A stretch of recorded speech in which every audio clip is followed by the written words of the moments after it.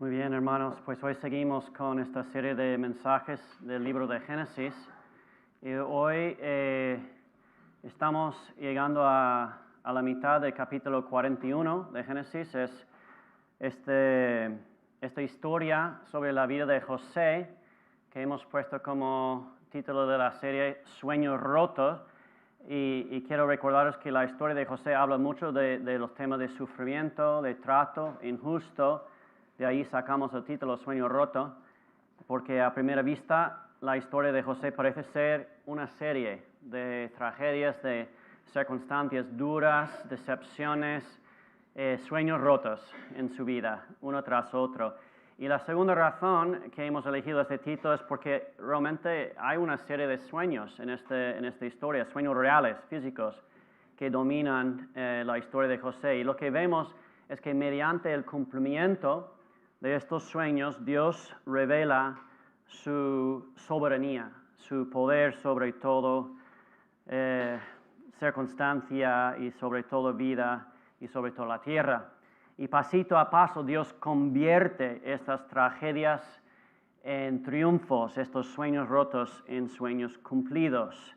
Entonces hoy vamos a seguir nuestra lectura de la Biblia donde la dejamos la semana pasada, en Génesis capítulo 41, y lo que vamos a ver es que, si no estabas la semana pasada, es que está ante Faraón. El Faraón ha tenido dos sueños, nadie podría interpretarlos, y alguien recuerda a José en la cárcel, llama a José, y él da una interpretación tan sabia, tan poderosa, tan correcta, un regalo de Dios, que Faraón se queda impresionado y tan complacido con José que lo promueve a un lugar de alto honor en su reino. Y retomamos esta historia en capítulo 41, versículo 41 también. Pero primero quiero orar. Oramos. Padre Santo, gracias te damos en el día de hoy por tu palabra. Gracias, Señor, que tu palabra es un gran regalo para nosotros, porque sin ella estamos perdidos. No tenemos luz, no tenemos lámpara para el camino. Pero Señor, tú en tu gran misericordia, en tu gracia, en tu sabiduría nos has dado tu palabra para alumbrar nuestro camino, Señor, para revelar quién eres tú y quiénes somos nosotros. Y sobre todo, Señor, nuestra gran necesidad de ti y de tu evangelio. Señor, obra en nuestras vidas en el día de hoy a través de tu palabra, porque oramos en el nombre de Jesús. Amén. Pues voy a leer versículo 41, empezando en 41. Génesis 41, 41. Dice así: Así que el faraón le informó a José: Mira, yo te pongo a cargo de todo el territorio de Egipto. De inmediato el faraón se quitó el anillo oficial y se lo puso a José, hizo que lo vistieran con ropas de lino fino y que le pusieran un collar de oro en el cuello. Después lo invitó a subirse al carro reservado para el segundo en autoridad y ordenó que gritaron: Inclinaos. Fue así como el faraón puso a José al frente de todo el territorio de Egipto. Entonces el faraón le dijo: Yo soy el faraón, pero nadie en todo Egipto podrá hacer nada sin tu permiso. Y le cambió el nombre a José y la llamó Zafanat Panea. Además le dio por esposa a Asenat, hija de Potifera, sacerdote de la ciudad de On. De este modo quedó José a cargo de Egipto. Tenía 30 años cuando comenzó a trabajar al servicio del faraón, rey de Egipto. Voy a parar ahí un momento antes de seguir leyendo. Algo importante que quiero destacar es que a menudo en la Biblia hay grandes fragmentos de tiempo que pasan entre pocos versículos. ¿Y qué pasa? Nosotros estamos leyendo rápidamente la Biblia y podría soñar como todo sucede muy rápidamente, ¿no? Entonces pensamos, bueno, los hermanos de José lo tiraron al pozo, luego fue vendido como esclavo, luego unos días después lo pusieron a cargo en la casa de Potifar y bueno, tuvo este incidente de mala suerte con la esposa de Potifar, tuvo que ir a la cárcel algunos días, pero luego unos días después fue llamado por el faraón para interpretar el sueño, los sueños, y ahora mira todas las cosas buenas que están sucediendo en su vida. Podemos leer un poco la historia así, pero debemos parar un poquito y preguntarnos, ¿es realmente así la historia de José? Porque tengo una pregunta para vosotros. ¿Qué edad tenía José cuando sus hermanos lo tiraron al pozo y lo vendieron como esclavo? ¿Os acordáis? Porque leemos en capítulo 37, versículo 2. Dice, esta es la historia de Jacob y su familia cuando José tenía 17 años. 17 años. Es decir, José era un adolescente. ¿Y qué edad tiene ahora? 30 años, dice. ¿Alguien que sabe de mate? ¿Cuántos años han pasado? 13 años. Bueno, todos aprueban su curso. Hermanos, piensa un momento, han pasado 13 años. 13 años desde que sus hermanos lo tiraron al pozo. Son muchos años. Eso es casi el tiempo que nuestra iglesia ha existido. El año pasado celebramos 15 años. Mi niña, mi bebé, que tiene ahora 20 y un novio, y va por un camino muy acelerado a mi gusto. Pero bueno, no, es un buen chico. Ella tenía 6 años, 6 para 7.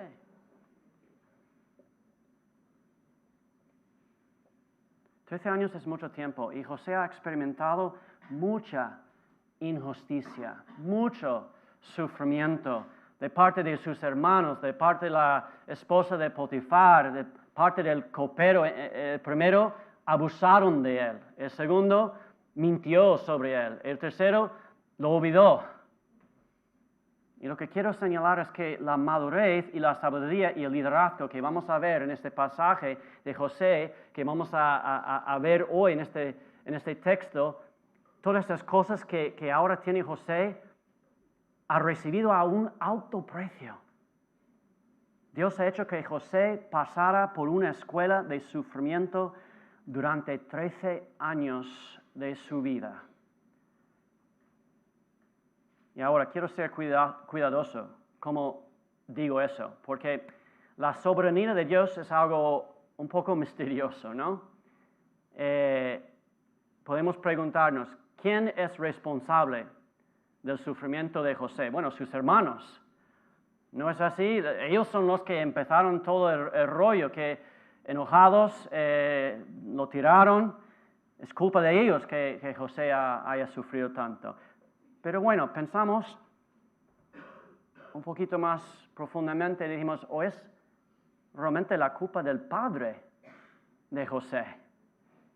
Que había mostrado sin tapar su favoritismo hasta darle ropa especial y hacer crecer esta envidia entre los hermanos. A lo mejor es la culpa del padre. ¿O es culpa del propio José? Porque después de todo, fue él que recibió los sueños, ¿no? Y en el mejor de los casos era muy insensible, impaciente, imprudente en la forma en que compartió sus grandiosos sueños con su familia, ¿no? En el peor de los casos podríamos decir que era hasta arrogante, diciéndoles a sus hermanos mayores, incluso a sus propios padres, que él iba a gobernar sobre ellos, algo que sería difícil en cualquier cultura, pero en el Medio Oriente es impensable. Entonces volvemos a la pregunta de quién fue la culpa del sufrimiento de José. Y yo diría, bueno, de todos. Pero al final lo que podemos ver en esta historia de la santa palabra de Dios es que Dios es soberano incluso sobre nuestros pecados y errores y fallos de la vida. No es que Dios sea el autor del pecado o del error. Nunca es eso el caso porque sabemos que Dios es bueno y solo bueno, pero Dios permite que esas cosas pasen, permite la libertad, permite el pecado y el error en este mundo, pero a pesar de las peores cosas que pueden ocurrir en este mundo, que pueden ocurrir en tu vida, Dios es como el maestro jugador de ajedrez, ¿no? Tú te pones enfrente de un maestro ruso de ajedrez, tú tienes toda la libertad del mundo para mover las piezas, pero te digo una cosa, no estás controlando el partido. Dios controla el juego, Dios es soberano y es bueno. Y por eso Dios puede tomar y quiere tomar y tomará cualquier sufrimiento o pecado o error que tú experimentas en tu vida y lo usará para su gloria y para tu bien. Y esa es la promesa de la palabra. Y eso es lo que vemos aquí en la historia de José a día de hoy, que a pesar de la ira de los hermanos, a pesar del favoritismo del padre, a pesar de la misma necedad del mismo José, Dios está tomando todas las circunstancias de la vida de José y está confeccionando un tapiz con todos los hilos asombroso que será para su gloria y para el bien de José. Hermanos, este mismo Dios, este Dios del pacto, el Señor de los señores, el Dios de Abraham, Isaac y Jacob, está haciendo lo mismo en tu vida. Está tomando todas las circunstancias de tu vida, las buenas, las malas, las feas, y está haciendo un tapiz que será para su gloria y para tu bien. Así que Dios sí ha usado estos 13 años de sufrimiento en la vida de José para cambiarlo, para hacerlo crecer, para moldearlo a su carácter. Y me gusta mucho lo que dice un comentarista, el valle de lágrimas ha sido el valle de la formación de su alma. Otra cosa importante en todo este tiempo, en la escuela de sufrimiento podemos decir, José ha mantenido su fe en un Dios fiel. Y vemos claramente que Dios ha transformado a este José de un adolescente necio, impaciente, tal vez arrogante, en un hombre tan sabio, tan cuidadoso, tan humilde, que impresiona tanto al faraón, que dice en el versículo 38, que leímos la semana pasada, entonces el faraón les preguntó a sus servidores, ¿podremos encontrar una persona así en quien repose el Espíritu de Dios? Entonces, ¿cuál es la respuesta del faraón a José? Pues faraón le responde con su favor. Y eso es lo que vamos a leer ahora. Pero bueno, eso es lo que acabamos de leer, estos versículos 42 a 46, principio de 46, que el faraón le ha respondido con su favor y muestra su poder de una manera absoluta, convirtiendo piensa bien, esto no es como uno de sus autoencargados del gobierno que va a promover un poquito. No, eso es un extranjero, alguien que recién ha salido de la cárcel. ¿Y qué va a hacer Faraón para mostrar su poder? Que si él quiere, un hebreo, un extranjero, un don nadie, va a convertirse en una autoridad máxima en su reino. ¿Y cómo hace esto Faraón? Bueno, en estos primeros 5 versículos que acabamos de leer, vemos 9 maneras en las que Faraón muestra su favor. Primero, en versículo 42, dice, el Faraón se quitó el anillo oficial y se lo puso a José. Luego dice, lo vistieron con ropas de lino fino. Luego dice, le pusieron un collar de oro en el cuello. Y en versículo 43 dice, lo invitó a subirse al carro reservado para el segundo en autoridad. Uno hubiera sido suficiente, tal vez, pero da 4 símbolos de su autoridad, claros símbolos en la cultura antigua. Cualquiera de estas hubiera sido suficiente para mostrar la autoridad delegada a José por Faraón, pero la combinación de los 4 símbolos borra la duda en la mente de cualquier persona que José ahora estaba designado por el Faraón para ser la máxima autoridad en su reino. Y bueno, como si eso no fuese suficiente, sigue el texto con 5 formas más en que el Faraón favorece a José. Dice en versículo 43, a continuación, ordenó que gritaron inclinaos, gritos de sumisión por los esclavos al pueblo de Egipto. Luego dice, en final del versículo 43, fue así como el Faraón puso a José al frente de todo el territorio. Versículo 44 dice que nadie puede hacer nada sin tu permiso, hablando a José. Y luego en versículo 45 dice, cambia el nombre de José. Aquí hay una más, pero quiero decir una cosa sobre este cambio de nombre. Es interesante, de hecho.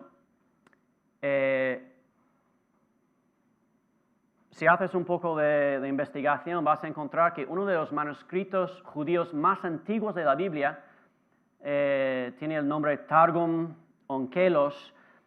Tiene una nota en este manuscrito que da el significado de este nombre nuevo que da el faraón a José, que es Zafenat Panea, y dice que eso significa el hombre a quien se le revelan las cosas ocultas.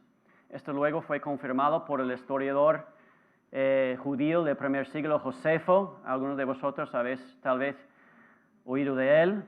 Tiene un libro muy conocido que se llama Antigüedades de los Judíos, donde escribe lo siguiente: Faraón llamó a José Zafenat Panea en consideración de su prodigioso grado de sabiduría, porque ese nombre denota al revelador de secretos. Revelador de secretos, el hombre a quien se le revelan las cosas ocultas.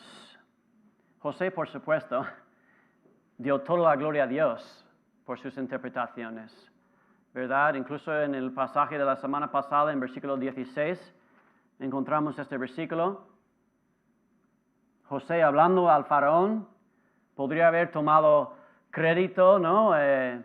Por sus interpretaciones, pero dice en versículo 16 de este mismo capítulo, no soy yo quien pueda hacerlo, respondió José, sino que es Dios quien le dará al faraón una respuesta favorable.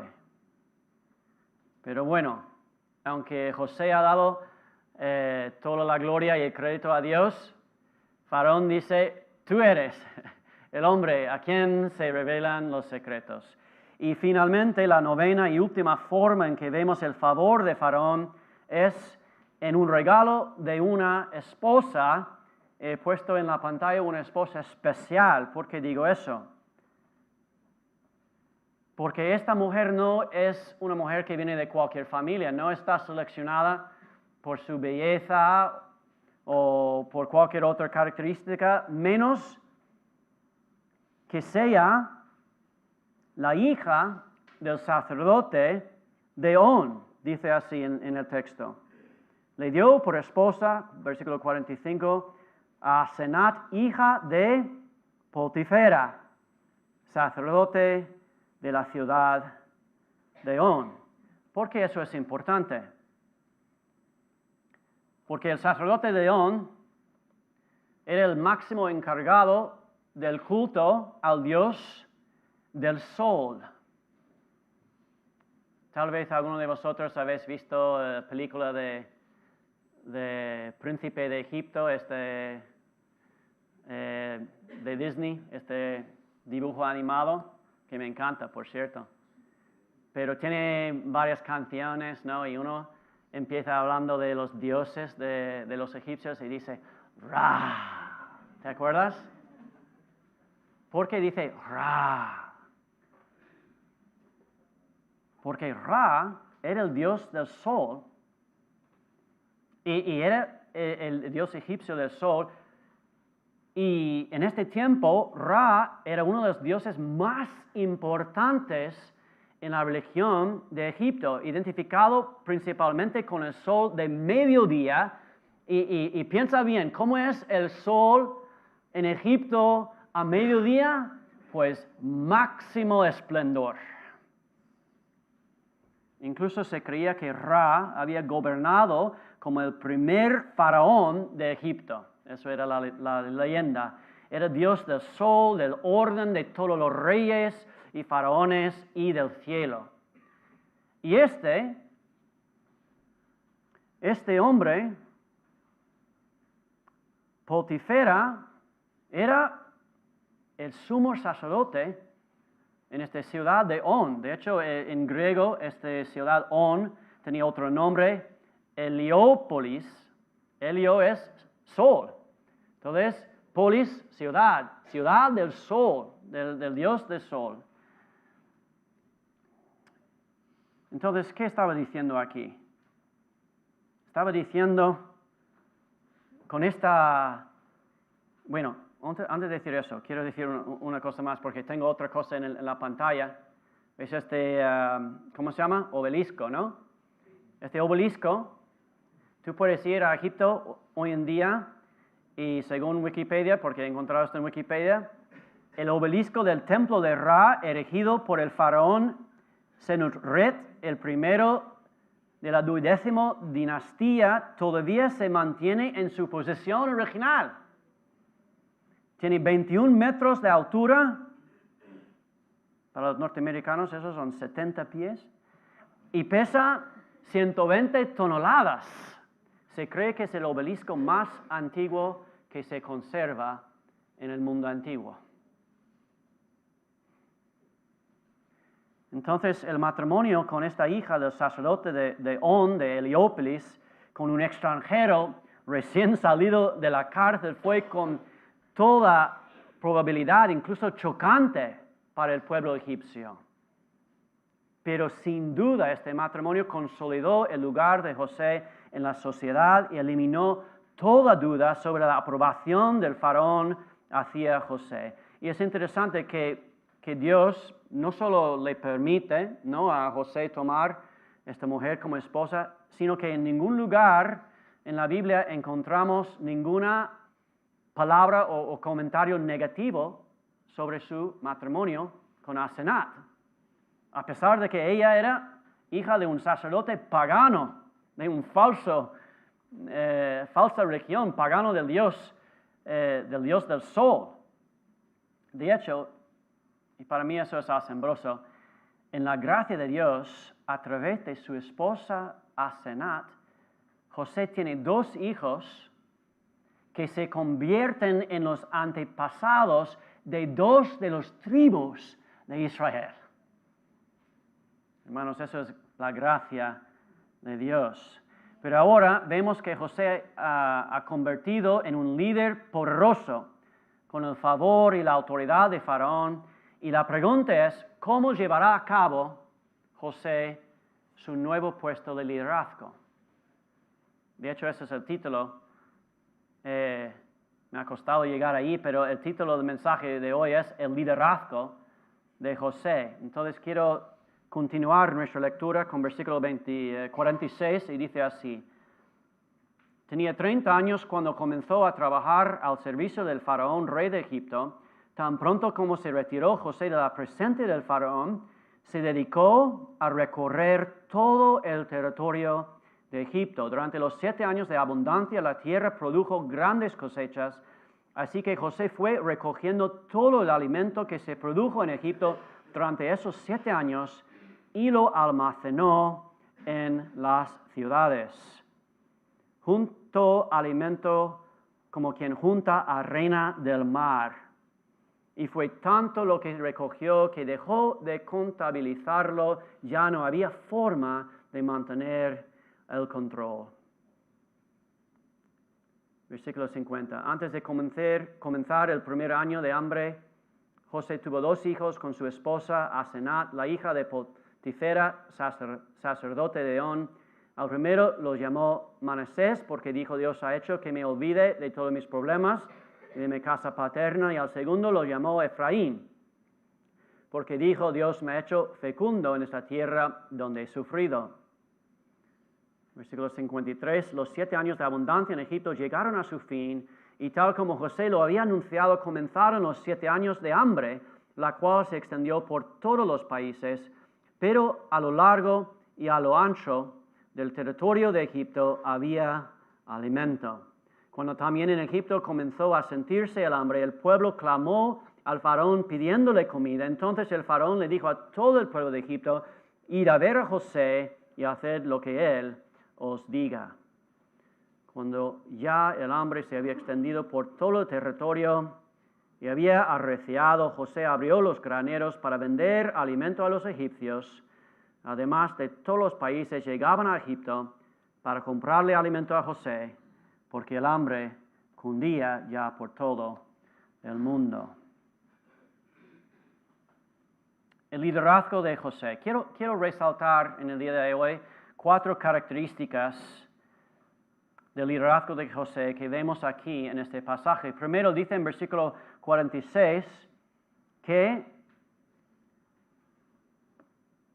tan pronto como se retiró José de la presencia del faraón, ¿se dedicó a qué? A recorrer todo el territorio de Egipto. ¿Qué es esto?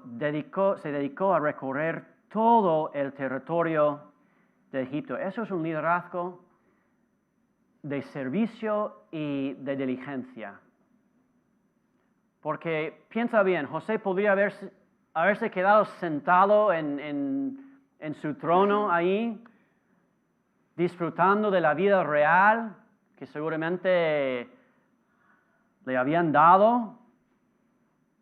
Y de hecho, la fama, ¿no?, de los reyes y cómo vivieron los altos encargados de gobiernos, pues en todo el mundo antiguo, bueno, hasta el día de hoy, a veces pensamos en los políticos, ¿no? Bueno, no quiero meterme, pero podría haber disfrutado de los privilegios que le habían sido dados, pero dice, en vez de pasar su tiempo en la playa, cazando elefantes, lo que sea, yendo al spa, al teatro, ¿qué hace? Después de había sufrido 13 años, merecía un descanso, ¿o no? Pero en versículo 46 vemos que en cambio José es un hombre consciente, diligente, trabajador y deseando conocer esta tierra y la gente que está guiando, y por eso se esfuerza y está viajando de arriba a abajo por el reino y por la situación, para conocer la situación real de la gente. Y hermanos, al final esto es buen liderazgo. Y a lo mejor tú dices, bueno, a mí qué me importa, yo no soy líder de nada. Pero bueno, quién sabe, el día de mañana serás. Y muchas veces ejercemos un papel de liderazgo que ni estamos muy conscientes. Puede ser en tu familia. Puede ser en tu lugar de trabajo, puede ser en tu comunidad o en tu iglesia, puede ser en un grupo pequeño, puede ser entre tus amigos del instituto. Y a lo mejor tú no te veas como un líder, pero la gente te está mirando porque hay algo diferente, porque tienes a Cristo. Y el liderazgo bíblico no es un privilegio para disfrutar de una manera perezosa, sino es una responsabilidad de conocer bien a la gente y servir a quienes dirigimos. Jesús describió su propio liderazgo en Juan capítulo 10, Juan 10, versículo 14 y 15. De hecho, si leemos los versículos antes, hace un contraste entre un líder, como dice aquí en esta versión, un líder asalariado. Está hablando de un pastor y dice el asalariado, muchas sílabas ahí. El asalariado no es el pastor y a él no le pertenecen las ovejas. Versículo 13, Juan 10, 13, ese hombre huye porque siendo asalariado no le importan las ovejas, la gente. Y luego Jesús habla de su liderazgo. Juan 10, 14, yo soy el buen pastor, conozco a mis ovejas y ellas me conocen a mí. Así como el Padre me conoce a mí y yo lo conozco a Él y doy mi vida por las ovejas. Eso es servicio. Hermanos, no me importa cuál es tu puesto en los ojos del mundo, pero como cristiano eres representante de Cristo y tienes por eso un liderazgo. Y el liderazgo bíblico es conocer a la gente y servirles. En segundo lugar, vemos en versículos 47 y 48, dice que José toma una decisión de recoger y almacenar alimentos. Durante los 7 años de abundancia la tierra produjo grandes cosechas, así que José fue recogiendo todo el alimento que se produjo en Egipto durante esos 7 años y lo almacenó en las ciudades. Eso para mí es una segunda característica de un liderazgo sabio. No es gastar libremente cuando hay tiempos de abundancia. Eso siempre es una tentación, ¿no? Yo a veces no me gusta tener mucho en efectivo en mi bolsillo. No sé si algunos luchan con eso. Porque cuando tengo mucho en efectivo, pues es como tengo un agujero ahí y sale. Y llego a la casa y digo, ostras, que ya no tengo. Ah, claro, sí, pasé por esta tienda. Ah, luego la cerveza.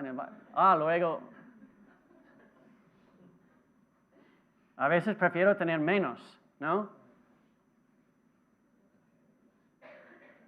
Un liderazgo sabio no es gastar libremente cuando hay tiempo de abundancia, sino ser un buen administrador de tus recursos en los tiempos de abundancia. Es planificar, es ahorrar, es invertir, de modo que estés preparado para tiempos de escasez.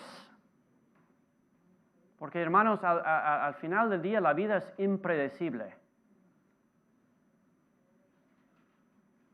Y a lo mejor hay algunos aquí que no sé, tienes una herencia súper grande con un pago mensual o lo que sea y no tienes que pensar nada más. Pero para la mayoría de nosotros tendremos momentos, tarde o temprano, cuando de repente nos encontramos en una situación difícil e incluso no sabemos cómo vamos a llegar al fin de mes. Y en esos momentos, cuando lleguen, serán nuestras decisiones anteriores en tiempos de abundancia las que determinarán nuestra condición actual. Y vemos que José está ejerciendo este tipo de liderazgo sabio. En tercer lugar, vemos en José un espíritu de agradecimiento. Agradecimiento. Ahora bien, tú me vas a decir, Aarón, yo he leído este pasaje 10 veces y no veo ninguna palabra de agradecimiento. ¿Cómo sacas eso de este pasaje? Bueno, lo veo de una manera única en la forma en que nombra a sus hijos. Porque en los versículos 50 a 52 dice que José tuvo 2 hijos. En versículo 51, al primero lo llamó Manasés y al segundo, versículo 52, lo llamó Efraín. Supongo que ya sabéis, ¿no?, que los nombres en la Biblia casi nunca son elegidos aleatoriamente, ni por jugadores de fútbol.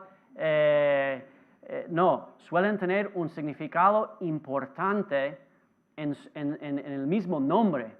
Y aquí vemos que José nombra a su primer hijo Manasés, y si buscas en un diccionario de la Biblia vas a encontrar que este nombre Manasés significa Dios me ha hecho olvidar. Viene de la raíz de la palabra olvidar. Ahora dices, eso es raro. ¿Por qué eso es agradecimiento? Porque José está diciendo todo el sufrimiento que ha experimentado. El hecho de que ya no tengo una relación con mi familia de sangre. El hecho de que he pasado por tantas pruebas en mi vida, pero Dios con este niño me ha hecho olvidar y estoy agradecido. Luego el nombre de su segundo hijo, Efraín, si buscas también en el diccionario de la Biblia, significa Dios me ha hecho fructífero. Hermanos, esas son 2 declaraciones de agradecimiento, de reconocimiento de que su estado actual de bendición, con todo este puesto de privilegio, con todo este poder, con una mujer también y hijos, una familia creciente, bendiciones materiales, no es de sus propias manos. Todo este estado de bendición proviene de Dios. Hermanos, cuando recibimos una bendición, ¿reconocemos la fuente? ¿O tendemos a atribuir el mérito como algo que yo he ganado, algo que yo merezco, simplemente he tenido suerte en la vida? En su libro Mero Cristianismo, C.S. Lewis escribe lo siguiente: cada facultad que tienes, tu poder de pensar o incluso de mover tus miembros, te es dado por Dios. Si dedicaras cada momento de tu vida exclusivamente a su servicio, no podrías darle nada que no fuera ya suyo. La Biblia dice en Santiago capítulo 1, versículo 17, toda buena dádiva y todo don perfecto desciende de lo alto del Padre de las luces.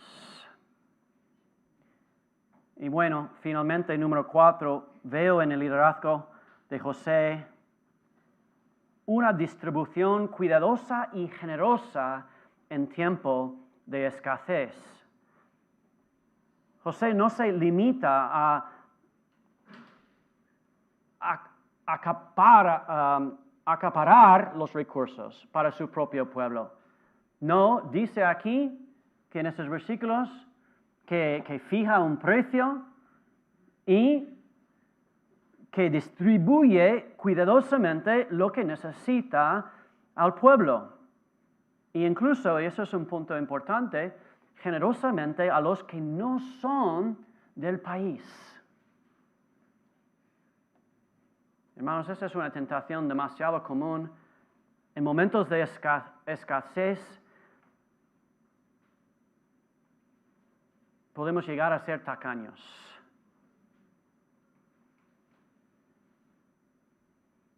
Pero nuestra fe en Cristo, nuestra fe en un Dios de toda provisión, nos llama a confiar en su provisión, no solo en tiempos buenos de la vida, pero también en los momentos de dificultad y escasez. ¿Y cuáles son los resultados de este liderazgo generoso y servicial de José? Pues vemos que hay bendición para el pueblo de Egipto. No solo para el pueblo de Egipto, también hay bendición para las naciones vecinas. Y últimamente, la semana que viene, estoy alentando un poquito aquí, vamos a ver que es bendición al final para la misma familia de sangre de José, aunque no esperaba eso.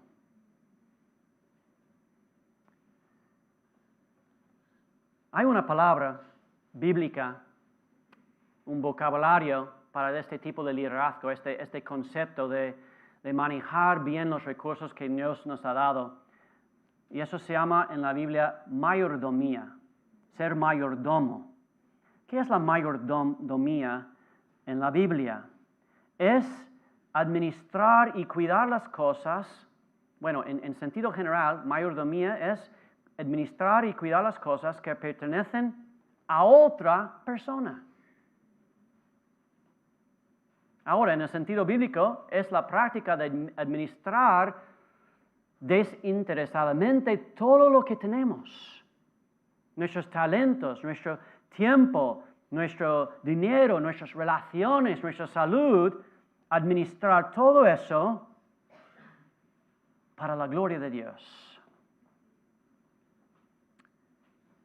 No voy a poder entrar por cuestiones de tiempo en todos esos principios bíblicos de mayordomía profundamente, pero quiero rápidamente mencionar, no es una lista exhaustiva, pero es una lista útil para entender este concepto tan importante en la palabra de Dios, que es ser mayordomo de lo que el Señor nos ha dado. El primero es principio de propiedad.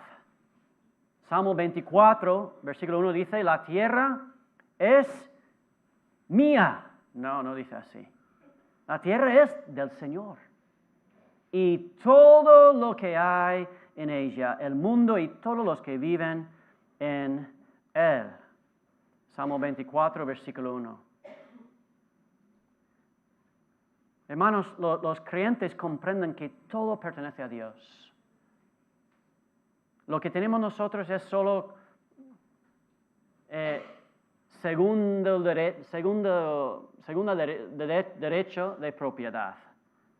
No es que somos realmente dueños. Somos mayordomos de todo lo que tenemos. Y esta comprensión debe impactar nuestra vida de forma diaria. En primer lugar, para fomentar la humildad y la gratitud a Dios. Y eso vemos claramente en la vida de José. Él administra los recursos con el entendimiento que Él es cuidador, no dueño de lo que Él tiene. Segundo, principio de humildad. Proverbios capítulo 3 y versículos 5 y 6 dice, confía en el Señor con todo tu corazón, no te apoyes en tu propia prudencia, sométete a Él en todos tus caminos, y Él enderezará tus caminos. Como seguidores de Jesús, reconocemos nuestra dependencia total de Dios. La humildad se extiende a todas las relaciones que tenemos con los demás, las personas con quien llevamos bien, las que no. Como dice en Filipenses capítulo 2, no hagan nada por egoísmo o vanidad, más bien con humildad consideren a tus amigos, consideren a los demás, esos son todos, como superiores a ustedes mismos. El principio de humildad nos desafía a priorizar las necesidades de los demás y promueve la unidad y la cooperación. Y eso también vemos en la actitud y comportamiento de José. Tercer principio, diligencia, que cada uno debe usar los dones que tienen para servir a los demás como fieles administradores de la gracia de Dios, como dice en primera carta de Pedro, capítulo 4 y versículo 10. La forma en que nosotros administramos nuestros talentos, nuestros dones, nuestros recursos, refleja nuestro valor. Porque podemos usarlo para fines egoístas o podemos diligentemente usarlos para ayudar a nuestro prójimo. Cuarto, principio de planificación. Los planes del diligente conducen a la ganancia, dice Proverbios 21, versículo 5. Así como la prisa conduce a la pobreza. Este versículo me ha dado mucha convicción de pecado, porque muchas veces estoy deprisa. Incluso hoy he llegado tarde. Pero dice aquí, los planes del diligente conducen a la ganancia. Y la planificación, hermanos, no es el contrario de la fe. Ahora es cierto, a veces Dios tiene la última palabra. Nosotros hacemos nuestros planes y el Señor dirige de otra manera. Gloria a Dios.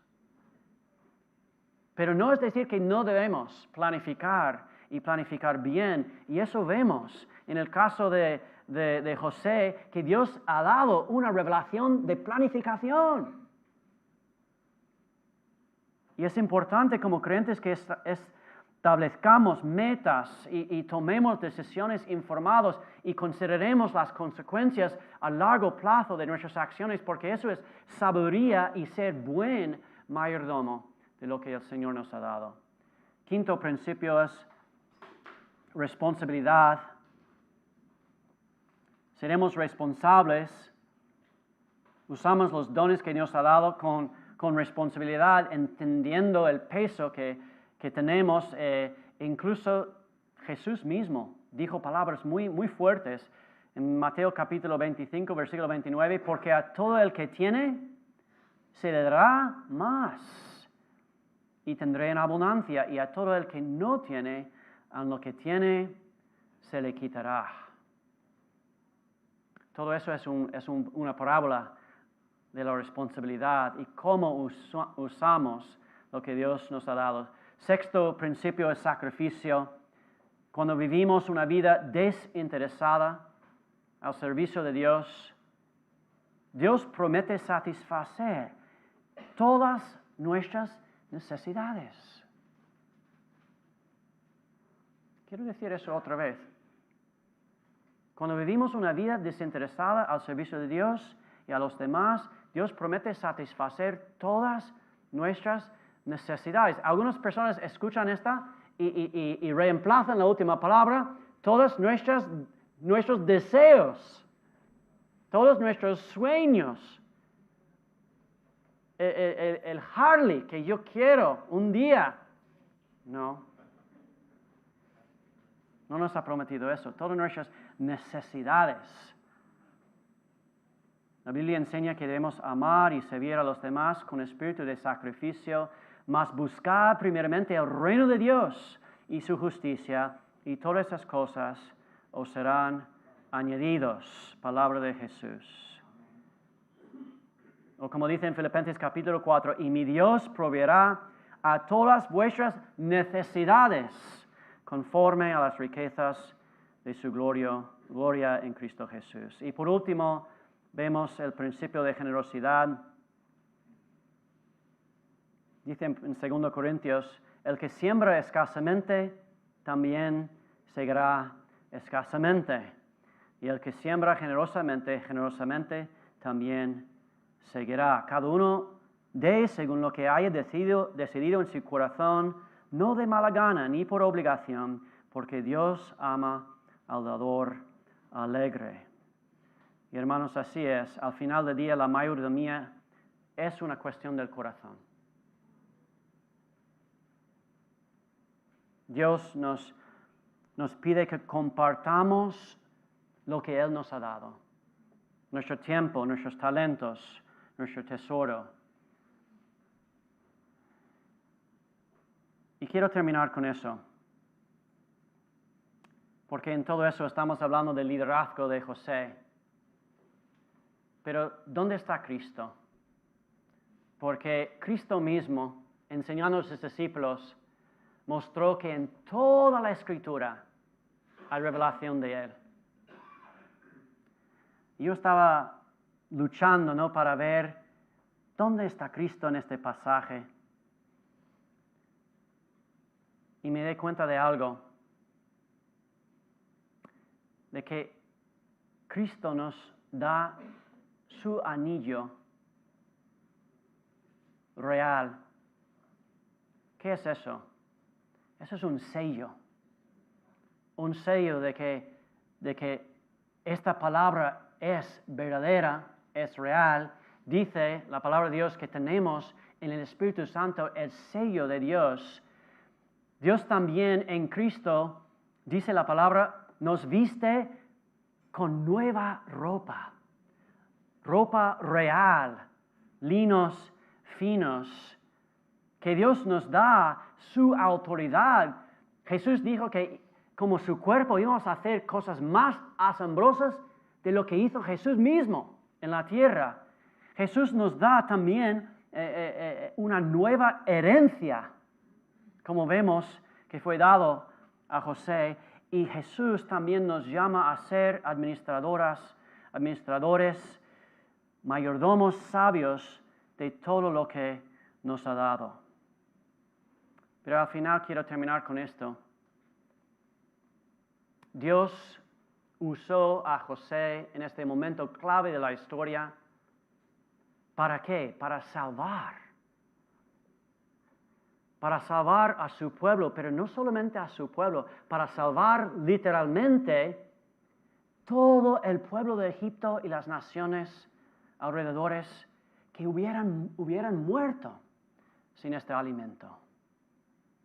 Hermanos, Cristo es el mejor José, porque Cristo nos salva a nosotros, salva a su pueblo y también a los que están lejos de su pueblo, incluso en otras naciones, y nosotros aquí en esta iglesia somos prueba de eso. Entonces, quiero que veáis en esta historia un eco del Mesías que iba a venir. Y que nosotros, cuando pensamos en cómo llevar a cabo todas las responsabilidades que Dios nos ha dado, el liderazgo que Dios nos ha dado, que podamos estar inspirados aquí por la historia de José, pero más que eso, que podamos ver que la historia de José es un eco de Jesucristo.